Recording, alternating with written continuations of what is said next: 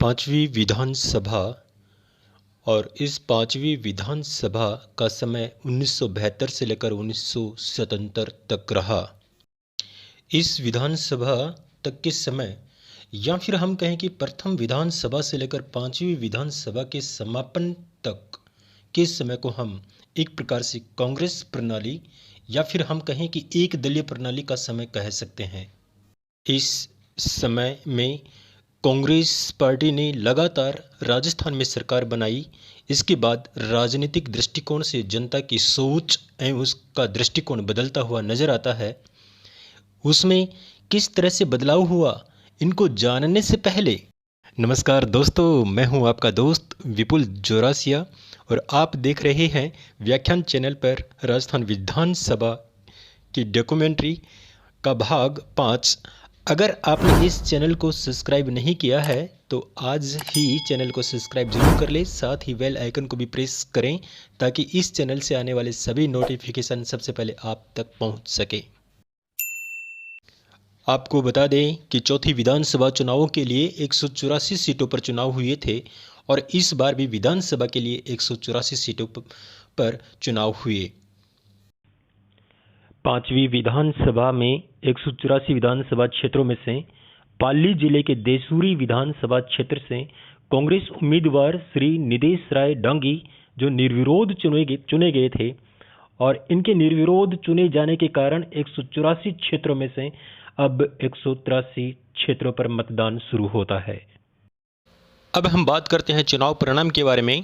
Congress party को 145 सीटें, स्वतंत्र पार्टी को 11 सीटें, भारतीय जनसंघ पार्टी को 8 और शेष 20 सीटें निर्दलीय विधायक और अन्य दलों को मिलती हैं। इस प्रकार सबसे बड़ी पार्टी कांग्रेस के रूप में रही।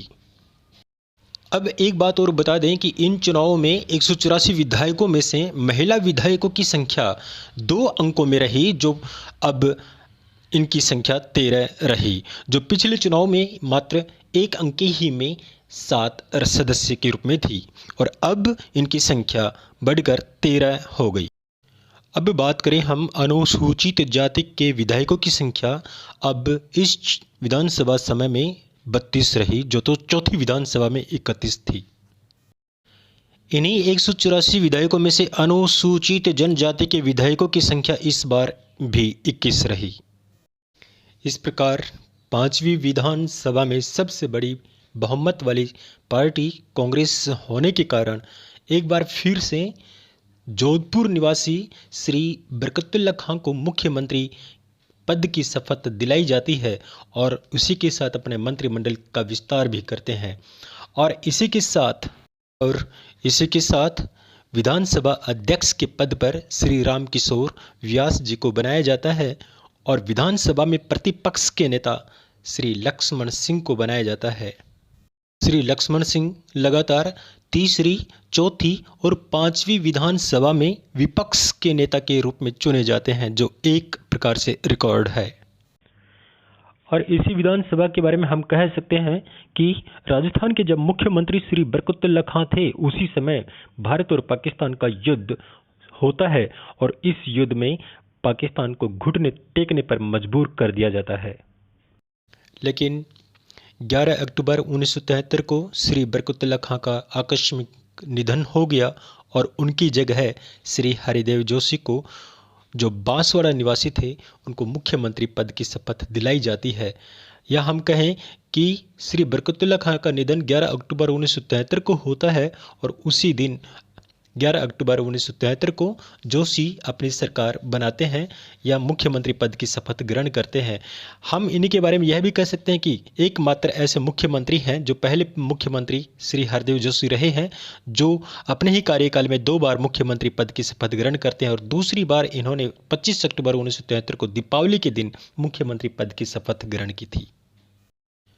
इसी के साथ राज्यपाल पद पर श्री सरदार हुकुम सिंह जी दूसरी बार राज्यपाल नियुक्त होते हैं और इन्होंने ही श्री बरकतुल्ला खां के मंत्रिमंडल को शपथ दिलाई थी। सरदार हुकुम सिंह जी के बाद सरदार जोगिंदर सिंह जी राज्यपाल नियुक्त होते हैं, जिनका समयकाल 1 जुलाई 1972 से लेकर 14 फरवरी 1977 तक रहता है।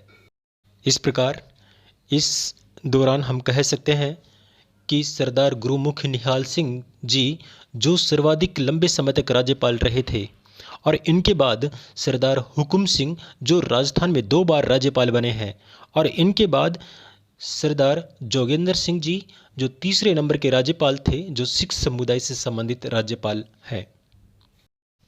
लेकिन एक राजनीतिक अस्थिरता के कारण 25 जून 1975 को रात्रि 12 बजे देश में राष्ट्रीय आपातकाल लगा दिया जाता है, जो देश के इतिहास में एक बहुत ही बड़ा काला अध्याय के नाम से भी जाना जाता है।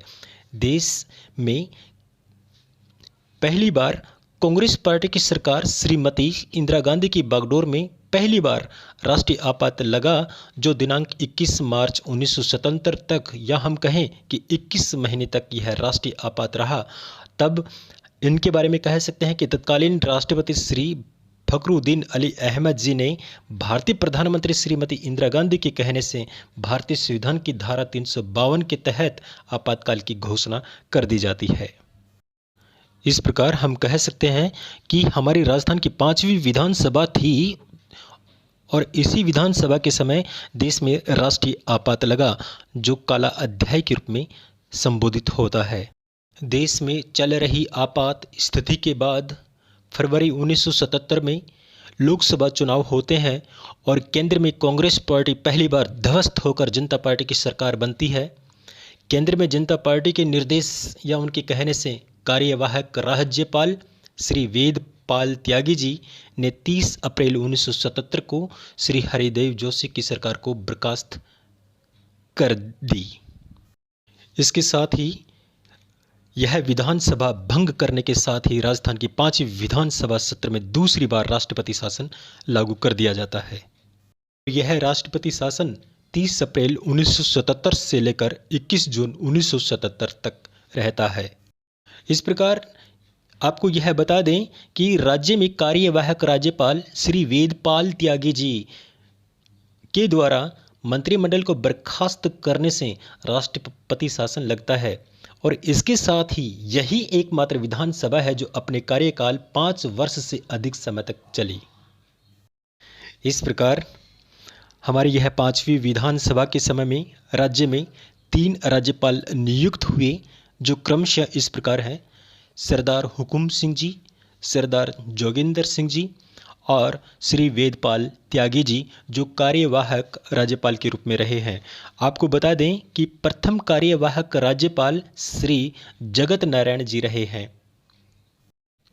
इस प्रकार हम कह सकते हैं कि इस विधानसभा के बर्खास्त होने के साथ ही कांग्रेस प्रणाली का अंत हो जाता है।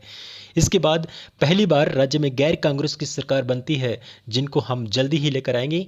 आज बस इतना ही। आप इस चैनल से जुड़े रहिए, हम शीघ्र ही मिलेंगे।